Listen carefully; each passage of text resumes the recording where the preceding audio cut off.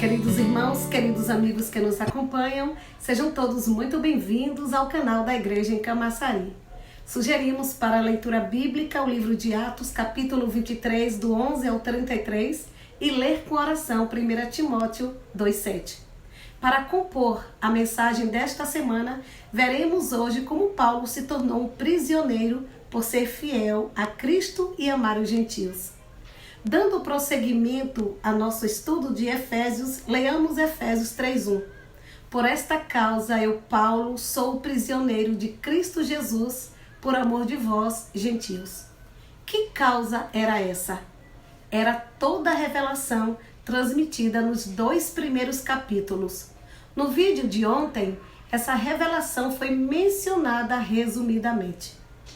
É por essa causa que Paulo se tornou prisioneiro de Cristo Jesus por amor aos gentios.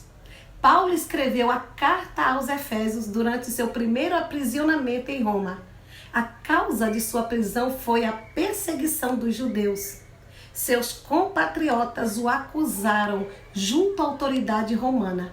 Fizeram tumulto em Jerusalém, agitaram toda a cidade e prenderam-no. Mas ele foi salvo pelo comandante da força que o levou para Cesareia. Mais tarde, os judeus tentaram trazê-lo de volta para Jerusalém, tencionando matá-lo. Porém, antes disso, ele foi levado à prisão em Cesareia, local em que permaneceu aproximadamente 2 anos. Mas por que tanto ódio dos judeus contra Paulo? Por causa do evangelho aos gentios. Se ele tivesse sido como alguns em Jerusalém, principalmente sob a liderança de Tiago, irmão de Jesus, o qual foi proeminente presbítero na igreja em Jerusalém, não teria sido perseguido. Tiago adaptou aos costumes judaicos tudo que o Senhor Jesus pregou. Essa adaptação não suscitava ira nem ódio, não gerava perseguição à liderança da época. Vivia-se em paz. Paulo não poderia viver assim. Caso Paulo fosse complacente com aquela mistura, não ofenderia os judeus nem seria perseguido. Ele sofreu porque foi fiel ao evangelho. Ele não se importou com a perseguição, mas foi fiel ao Senhor Jesus. Da mesma forma, a postura de um líder, servo de Deus, é ser fiel ao Senhor.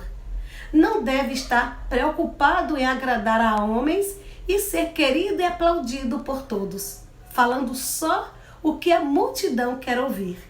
Querido ouvinte, não devemos perder 1 minuto sequer. Em cada minuto de nossa vida, queremos que o Senhor nos use para que sua obra avance. O Senhor investiu tanto em nós. Precisamos produzir algo segundo a vontade de Deus. Não temos o direito de agradar a um grupo de pessoas com o fim de ganhar seguidores, aumentar nossa fama e buscar glória, pois naquele dia teremos de prestar contas ao Senhor. Portanto, sejamos fiéis.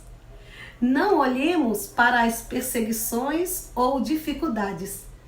Certa vez, o apóstolo Pedro Dong ministrou uma conferência em Salvador. A igreja ali passava por uma situação difícil, porém ele não foi lá para falar palavras bonitas e agradar aos irmãos.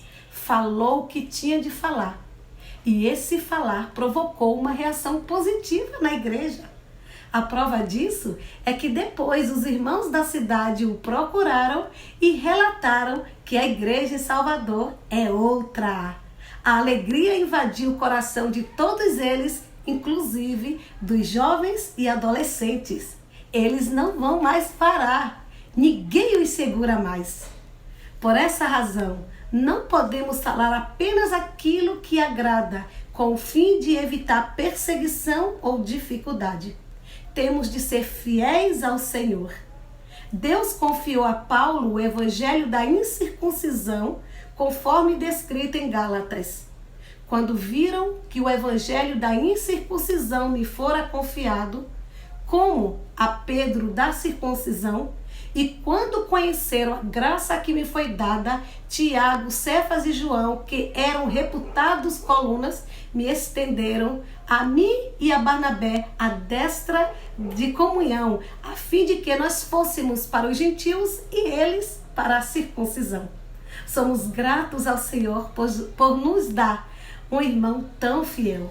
Foi por intermédio da pregação de Paulo que o evangelho alcançou toda a Ásia Menor. Alcançou o que hoje é a Turquia, Europa e Macedônia. No caminho para a prisão romana, o evangelho, por meio de Paulo, alcançou a Itália e tomou conta da Europa. Hoje, se o evangelho chegar ao Ocidente, foi por causa da fidelidade de Paulo. Caso contrário, o evangelho teria permanecido isolado somente na Judéia. Graças ao Senhor pela valentia e bravura desse homem. Senhor, agradecemos a Ti por teu servo fiel que fez com que o evangelho chegasse a nós. Amém! Ó Senhor Jesus!